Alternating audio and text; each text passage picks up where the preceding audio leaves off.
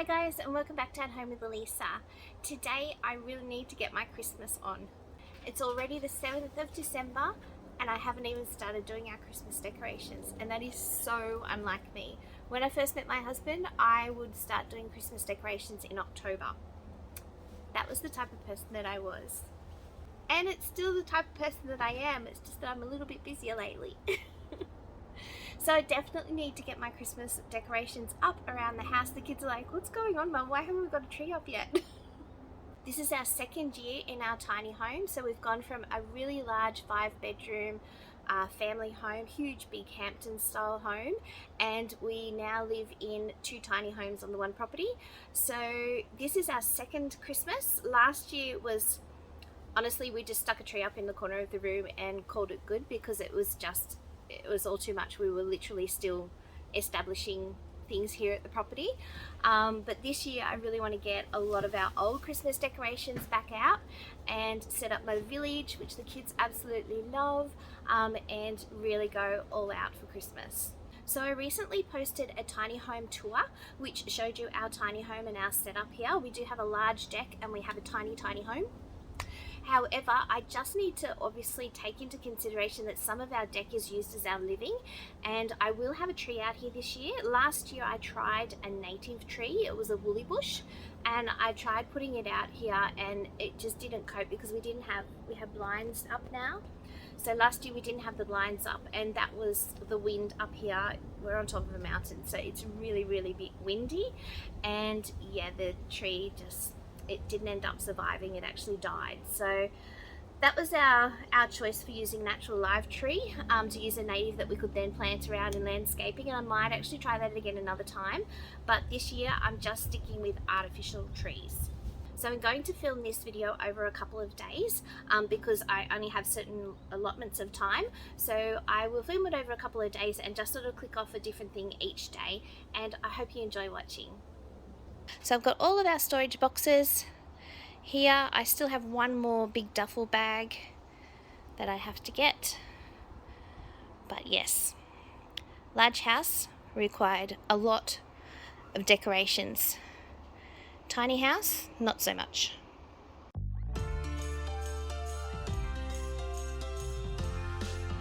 So obviously now that we're in a tiny home and not in our older home, we have to downsize things a little bit. So I've used about half of our actual village here. I do have quite a few ornaments and I think I might just swap them out every now and then. But I've installed the train as well. We do actually have about 2 or 3 different train tracks. It's a shame that it can't run because it is so cute seeing it all up and running, but I really enjoyed just having it all set up for the kids to have a look at.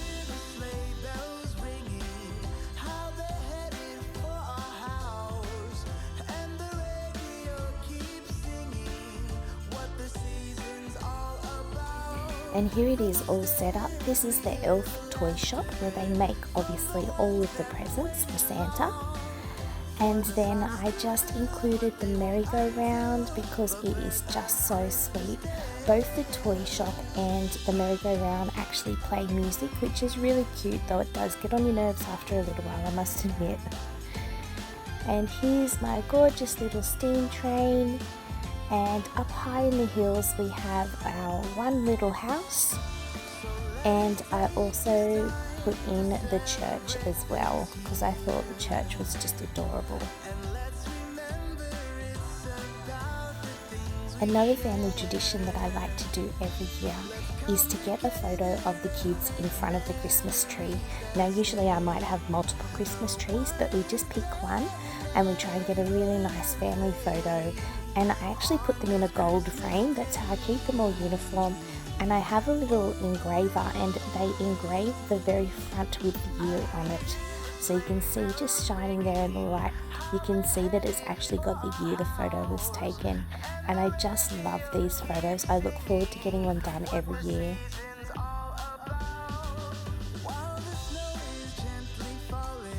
I also wanted to include this next clip because Charlotte is old enough to read now. We have a lot of Christmas books and every year we love just reading from them, and I love that she's old enough to read herself now. It was so cute to see her just curled up on the lounge with the Christmas books. But yes, she wanted to help me get all of the tree done this year, and it was just so nice. As I mentioned before, sometimes we have multiple Christmas trees. This is our family Christmas tree, so it does have some pretty ornaments, what I class as pretty ornaments, but it also has our family ornaments. So they might be ones that are collected from holidays we've had, or they might be memories from loved ones who have passed. They could be things that the kids have made at school, at primary school and preschool. It's our family tree, and it's got so many beautiful memories, and it was really lovely going through them all each year. It's just nice to see them all. Every time you see them, it's lovely.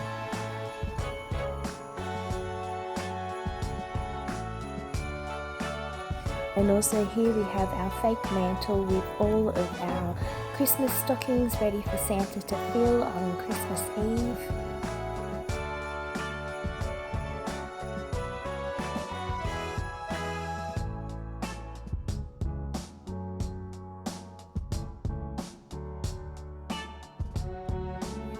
Last year we wanted to pick an ornament that kind of signified our move to the new property, to our what we call our farm, and we come across this beautiful little kangaroo wooden ornament, and it was the closest thing to a wallaby, which we have so many of on our yard of a night time and of a morning, and we decided to get that, and that signifies our little wallabies that we've got here and the year that we moved here.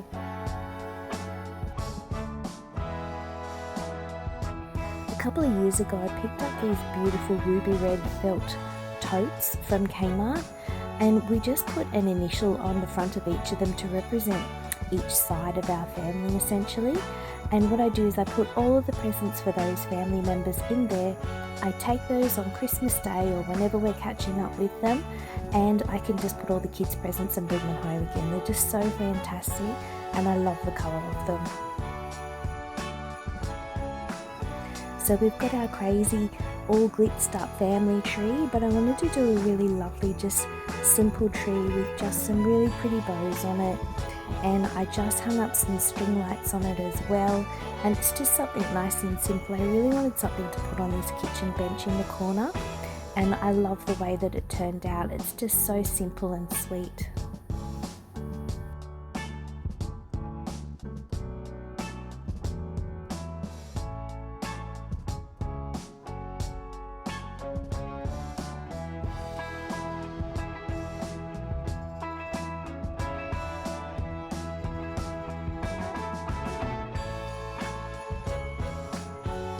I absolutely love the way that it's turned out here on our little outdoor kitchen area.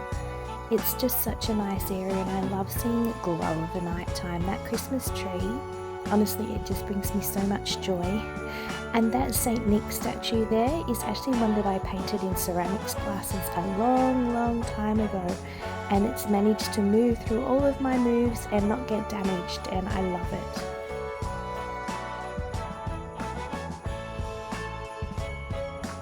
This is just a shot of our outdoor lounge room, just of a night time. It's so beautiful. If you look in the background there, you can see my mum's Christmas tree, and I just love it out here at the night time. Thank you so much for joining me on Christmas Eve. I really hope that you've enjoyed my little tour, and I hope that you have a lovely Christmas.